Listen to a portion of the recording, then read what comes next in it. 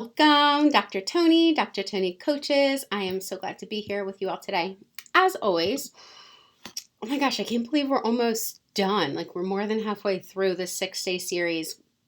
And I have to say it's been so amazing and so rewarding. So I know your time is valuable, so I'm going to hop in. All right. Welcome to day 5 of this 6-day series. The 6 practical steps to tame the busyness, boost energy levels, gain that peace of mind that we all want, and reduce the mind clutter, reduce the life clutter. Again, things that we all want as busy professionals, as busy parents, as busy leaders. We want to be able to experience more of this. If you missed days 1, 2, 3, or 4, the links are below, and I would actually encourage you to go back and listen to them in order. It's not that they all have to be completed chronologically per se, but I'm guiding you through them in this order so that they can be digestible in a more effective and relatable kind of way, in a way that just makes more sense. So I would encourage you to go back and listen to all of them in order. So far in this series, we've covered the first 4 key pieces to creating effective balance, essentially is what we're talking about here, okay? So that way you can tame that busyness and you can get rid of that frustration that might be seeming chronic for you, or exhaustion that might be seeming chronic for you. And you can do it in a way that feels good, that's personalized to you, that's productive for you and for your lifestyle. We covered taking back control of your schedule, so you can take back control of your life. We covered slowing down for self-care, believing that you belong, and knowing and connecting with your why. And so it's probably pretty clear that you're someone who likes to get things done and get them done well, right? You like to be efficient, above proficient, and effective. But do you know how to deal with your emotions? Do you know how to deal with your emotions?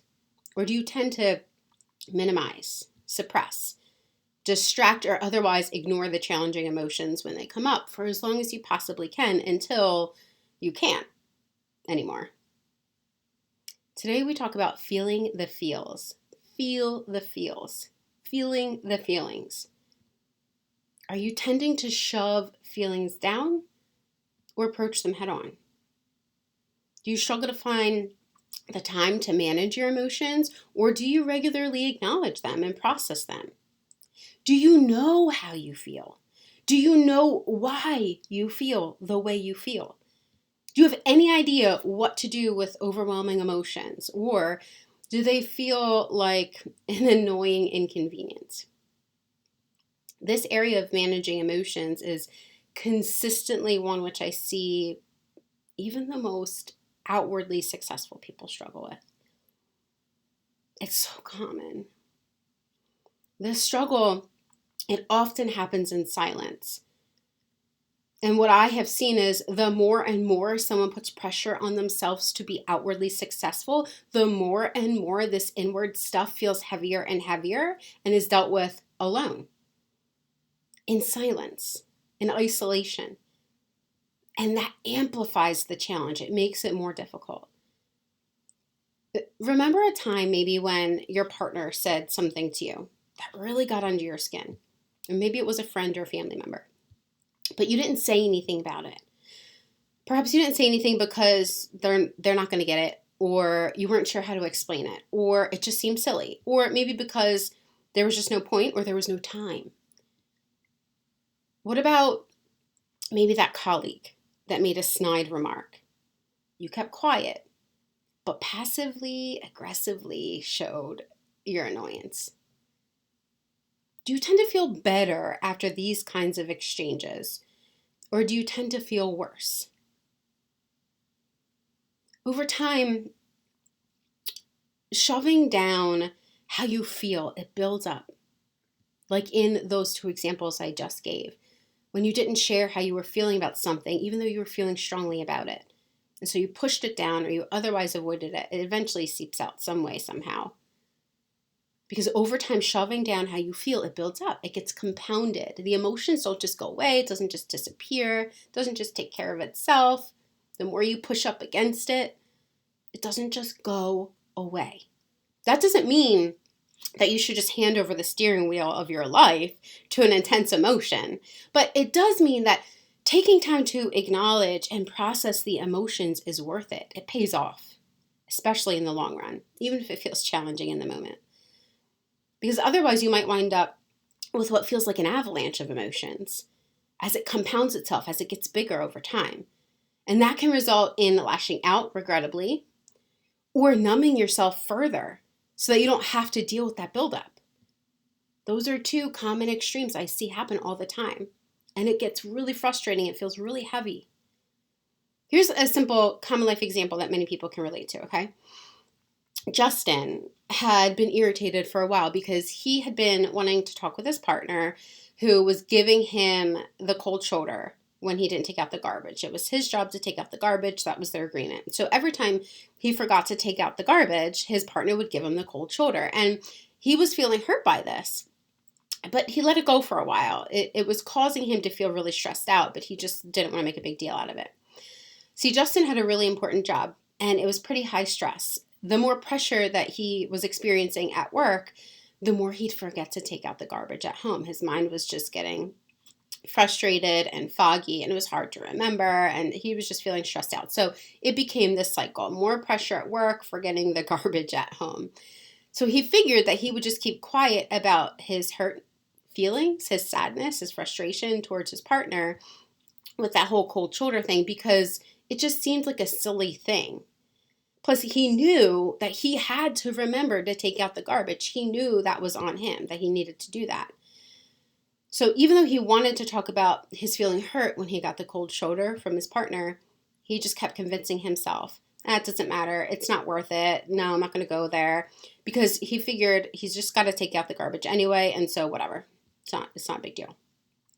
The thing was, every time he'd look at the garbage, he'd get really bothered that his partner would give him the cold shoulder for hours, sometimes even a whole day, over something so small.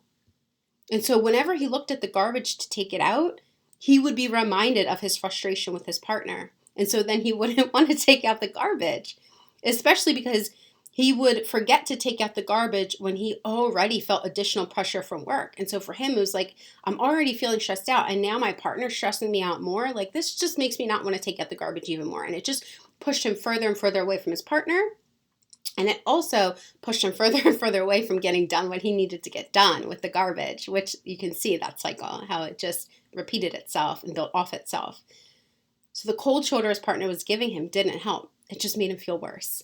And then he wasn't taking out the garbage, which also made him feel worse, right? And he started to feel spiteful. He was behaving in a spiteful way. So as a result, he would just keep this cycle going, almost to prove a point. Can you relate to any of this? It's really common. Okay, so now he's in this cycle. He's getting more frustrated. His partner's getting more frustrated. The garbage is getting left behind even more.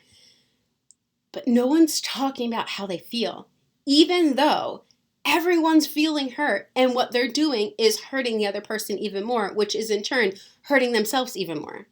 You see how this is happening? It's building up off of itself. It's kind of compounding.